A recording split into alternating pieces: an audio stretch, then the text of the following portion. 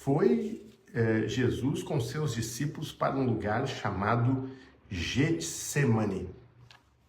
Então foi Jesus para um lugar chamado Getsemane. Meu Deus, Getsemane. Eu já estive lá no Getsemane. Que Deus abençoe que você, agora aí, acalmando as guerras por lá, né? De acalmar, acalmando o ambiente lá, você possa se motivar e se preparar para estar lá. Que nós possamos estar juntos lá em Israel e estar lá no Getsemane. Que experiência, que coisa extraordinária o Getsemane. Getsemane foi o lugar para onde Jesus foi depois de fazer a ceia com os discípulos. Jesus fez a última ceia com os discípulos, instituiu a Santa Ceia, fez ali o lava-pés. E aí Jesus sai daquele lugar e vai com os seus discípulos para um outro lugar chamado Getsemane. Getsemane. Getsemane. O que significa Getsemane? Significa o lugar da prensa da oliveira. O lugar da produção do azeite. O lugar da prensa. Jesus estava no Monte Sião com seus discípulos na última ceia e ele desce para o Vale de Cedron. E aí entre o Monte das Oliveiras e o Monte Sião tem o Vale de Cedron e logo aqui aos pés do Vale de Cedron estava o Getsemane, o Getsemane. Essa região ali que tem várias oliveiras. Até os dias de hoje se produz muitas oliveiras ali. E ali havia o lugar onde a oliveira era prensada. E foi naquele lugar que Jesus se reúne com os seus discípulos para viver os últimos momentos antes da sua prisão, na última noite antes da sua crucificação. Ele consciente, sabendo do que estava por vir. Que momento, queridos. Que momento esse de estar ali no Getsemane, no Getsemane. Que momento extraordinário. Cada vez que eu vou lá, eu estive já por 8 vezes lá, nesse lugar, em Jerusalém, no Getsemane, eu me emociono muito. É muito marcante estar ali, porque eu lembro dessa passagem da Bíblia que nós vamos meditar agora. Eu lembro do que aconteceu aqui nessa passagem. E aí diz que então Jesus foi com seus discípulos para um lugar chamado Getsemane. E ali no Getsemane, ele lhes disse, sentem-se aqui enquanto vou ali orar. Ele deixou eles sentados, isso... Vamos pensar que eles já tinham jantado, já tinham celebrado a Páscoa. E aí eles se reúnem como que um momento de vigília após a celebração da Páscoa. Em vez de ir imediatamente dormir, eles ficam naquele tempo de vigília, não mais no cenáculo, mas eles caminharam até aquele lugar do Getsemane.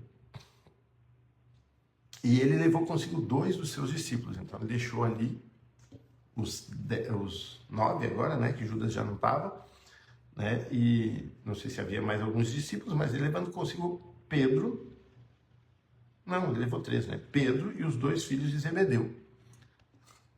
Pedro e os 2 filhos de Zebedeu, então vai Pedro, Tiago e João. Começou a entristecer-se e angustiar-se e disse-lhes, a minha alma está profundamente triste, numa tristeza mortal. Fiquem aqui e vigiem comigo.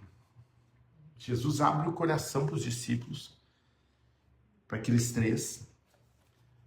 E ele diz, a minha alma está profundamente triste, numa tristeza mortal.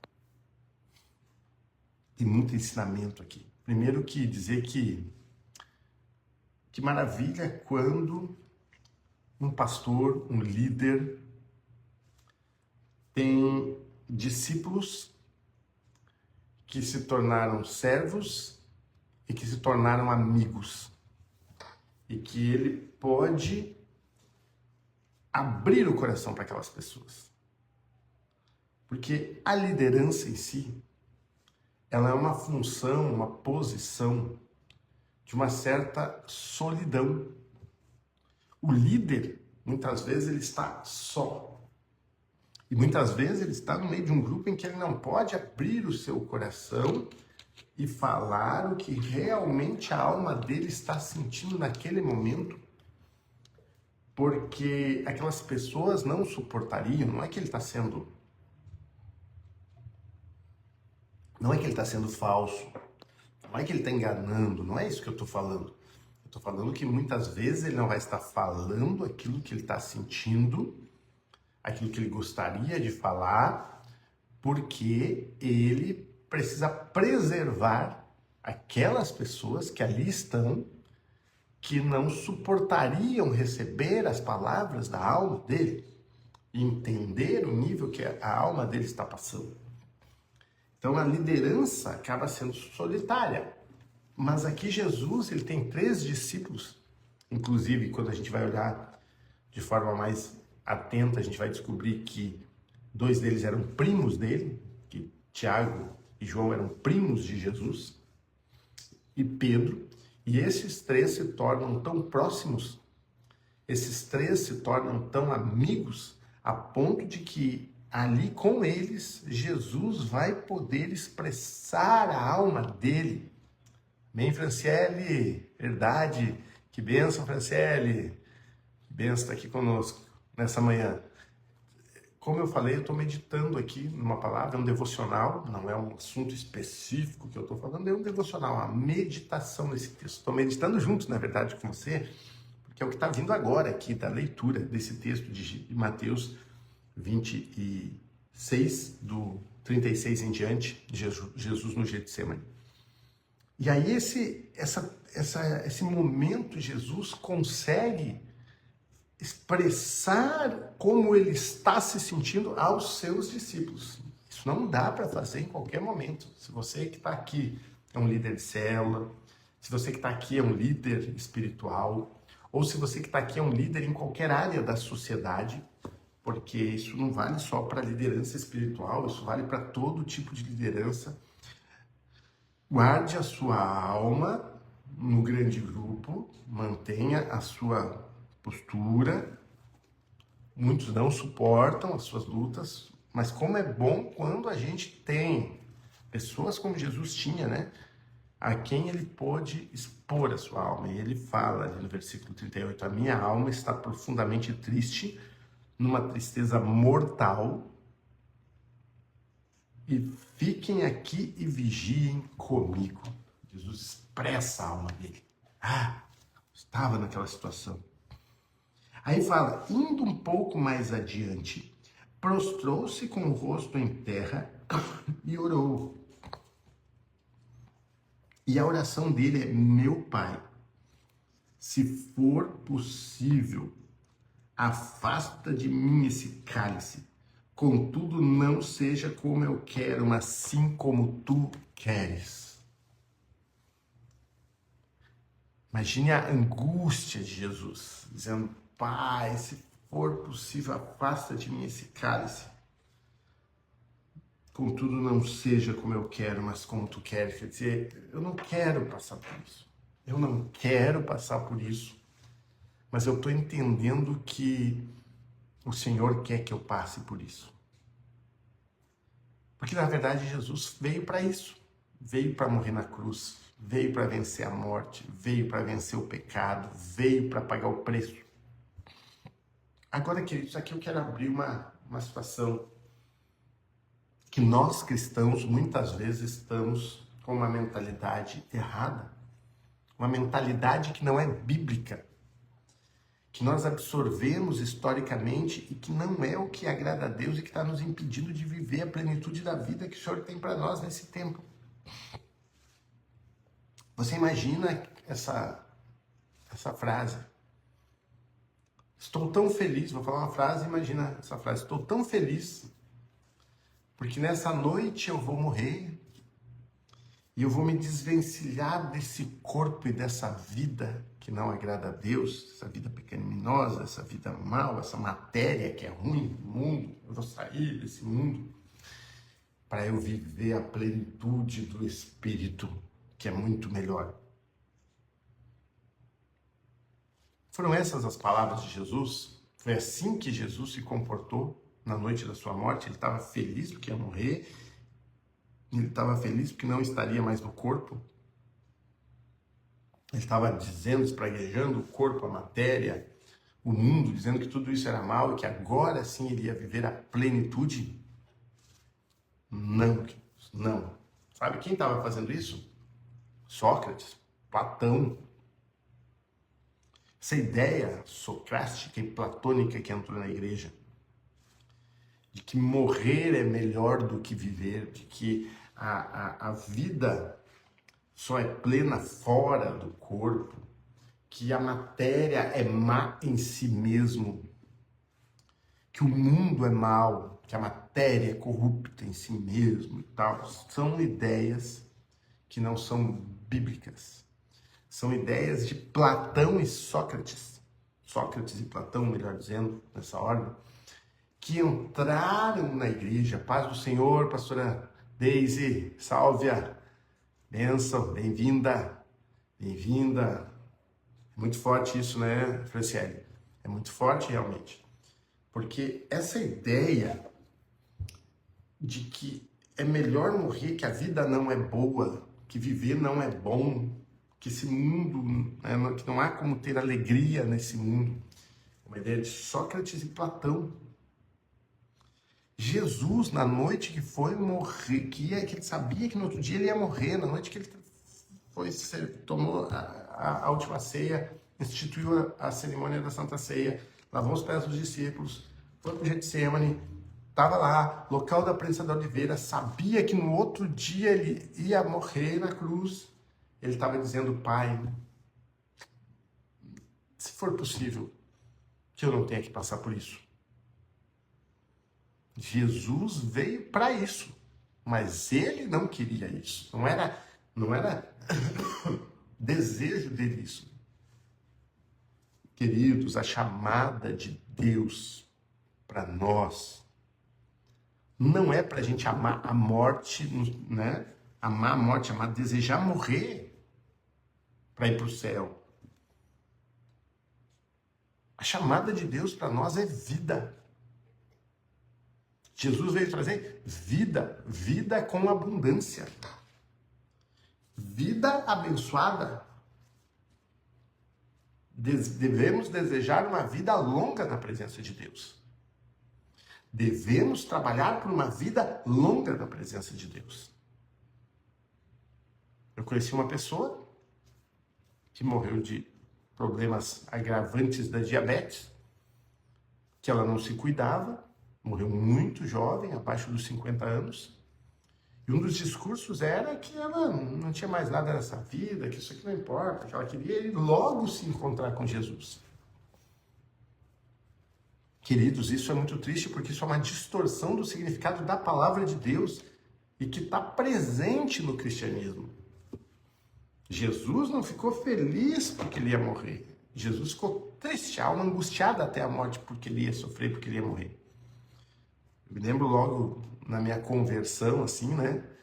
A gente cantava os corinhos antigos, né? Quem é desse tempo é dos corinhos, né?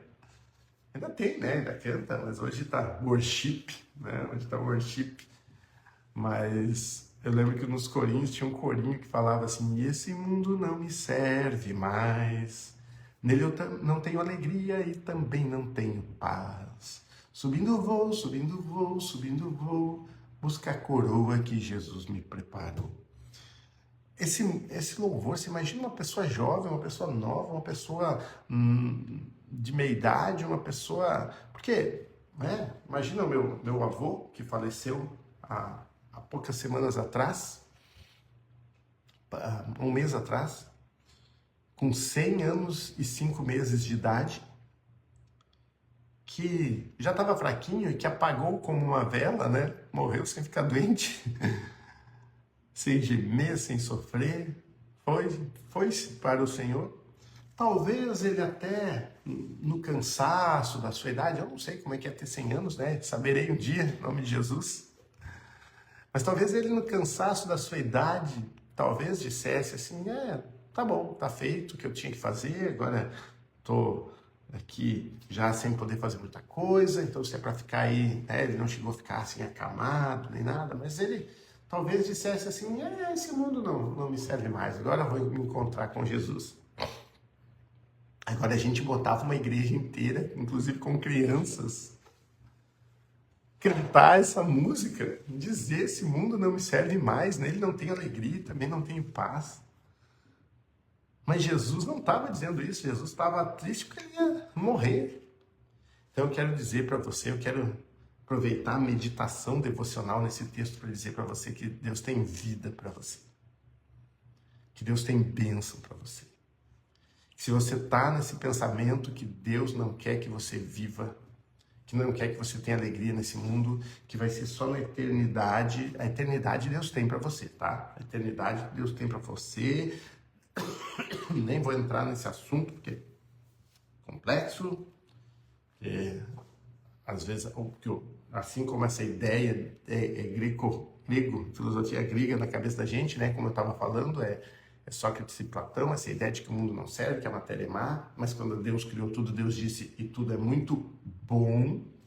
Shalom, Maurício, bem-vindo. E Deus disse que tudo era muito bom, então se Deus disse que era bom, era bom. E aí veio Platão e Sócrates e disseram que era mal, e a igreja assimilou o discurso de Sócrates e Platão e fica dizendo que a matéria é má e que a gente tem que morrer logo. Não é isso não. Deus tem vida longa, Deus tem vida plena para nós. Deus tem uma vida abençoada para nós. E quando Jesus está ali no Getsemane, no local da prensa, tinha tanta coisa para falar, né? Mas esse vídeo vai ficar muito longo, não é o objetivo fazer um vídeo longo, ou pelo menos não tão longo, né? No máximo meia hora. Esse vídeo mostra Jesus na expressão dele de quem queria viver. Eu não vou entrar nessa questão, você vai viver a eternidade. Talvez o céu não seja tão longe, alto como você imagina. Talvez no céu haja muito mais matéria do que você imagina, porque a gente também herdou uma visão de céu platônica, uma visão de céu grega, e não o céu da Bíblia, a eternidade da Bíblia. Mas eu quero chamar a atenção de você para isso. Jesus estava lá no Getsemane, ele ia morrer, estava sofrendo. Mas não era da vontade dele morrer. Ele tinha que morrer. Ele tinha que passar por aquilo. Havia um preço a ser pago. Mas ele não odiava seu próprio corpo, sua própria vida. Ele não amaldiçoava, ele não queria morrer. Então, querido, Deus quer que você ame a vida. Nós, como igreja, não somos amantes da morte, nós somos amantes da vida. Não somos como aqueles do terror lá, sabe? Que explodem a si mesmo e a outros porque amam a morte ao invés de amar a vida. Nós amamos a vida, nós levamos a vida plena, a vida longa, a vida abençoada. Inclusive, temos que aprender, né, muito como igreja, cuidar da nossa vida e do nosso corpo. Porque a gente, né, como igreja, né, critica tanto quem bebe, tanto quem fuma, e muitas vezes estamos aí, às vezes, com uma vida tão sedentária, né, gordos, barrigudos, sem exercício físico, se alimentando mal, não cuidando da saúde e esperando simplesmente que Deus nos dê uma vida longa sem os cuidados, né? E às vezes a gente está falando mal de quem tem um vício porque está destruindo o seu corpo, mas é o mesmo princípio. Quando a gente se alimenta mal, come, bebe o que não deve. Então, essa palavra acabou, queridos, porque o que acontece? Eu quero orar com você para a gente encerrar essa live. Mas o que acontece? Acontece que eu estou fazendo essa live, vou estar aqui de novo amanhã, se Deus quiser. E essa live, ela tem um objetivo de meditar com você no texto da palavra da semana. E eu comecei ela no Facebook, e vou fazer também no Instagram. Bom dia, mãe. Bom dia. Comecei ela no Facebook, vou fazer também no Instagram daqui a pouquinho. Até para testar aqui as duas redes sociais, ver o que acontece. Mas não é algo que eu preparei. É algo que eu peguei aqui a leitura e comecei a ler e comecei a compartilhar aquilo que vem fluindo do texto. E eu comecei essa live pensando em que eu ia falar dos 5 tipos de azeite que são extraídos no Getsemane. Pensei que eu ia começar essa live, eu pensei que eu ia começar a contar para você que numa das vezes que eu estava lá no Getsemane, em Jerusalém,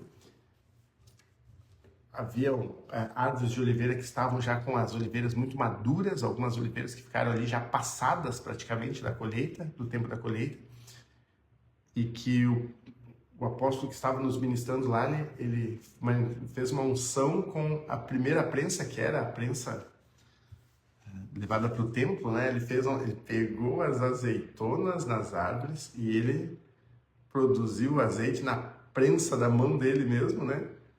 E ungiu as nossas vidas com aquele azeite lá, com as próprias azeitonas ali do Monte das Oliveiras. Eu achei que eu ia falar disso, eu achei que eu ia falar que existem 5 prensas, e cada uma das prensas, ela tem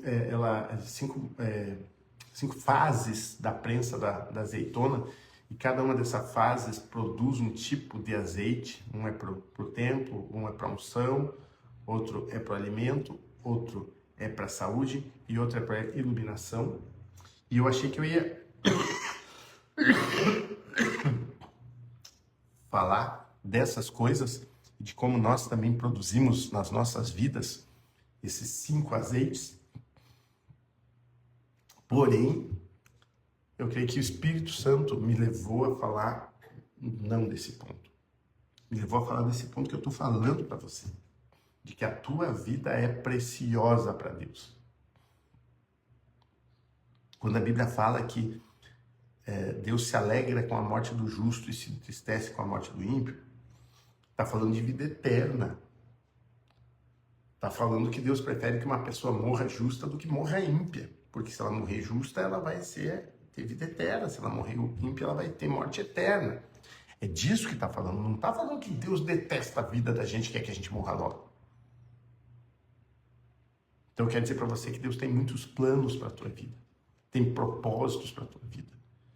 Tem muitas pessoas que você é chamado para abençoar. E você é chamado para ser abençoado.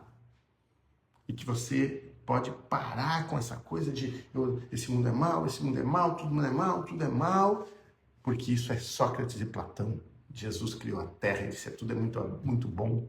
Eu estou aqui hoje no litoral catarinense, aqui em Palhoça, onde nós temos a nossa igreja aqui com o pastor Cassiano e a pastora Ariane, fazendo supervisão aqui, ministrando com eles ontem à noite.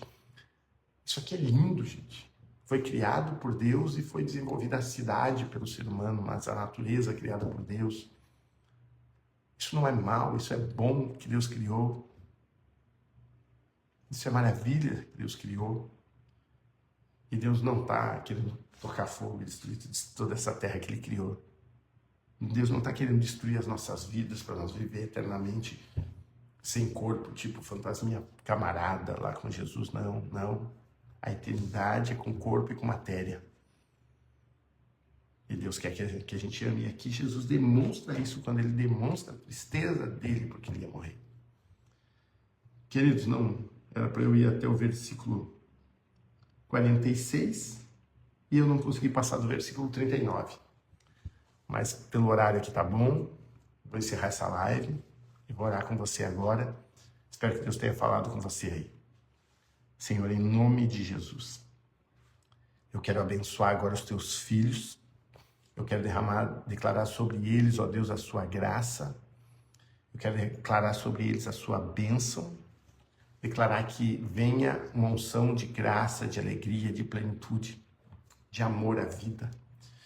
Que aqueles que estão, ó Deus amado, tendo uma vida angustiada, dizendo a minha vida está sem alegria, sem prazer, eu estou doente, eu estou sofrendo, sejam envolvidos e alcançados agora por uma renovação, por uma paz, por uma bênção.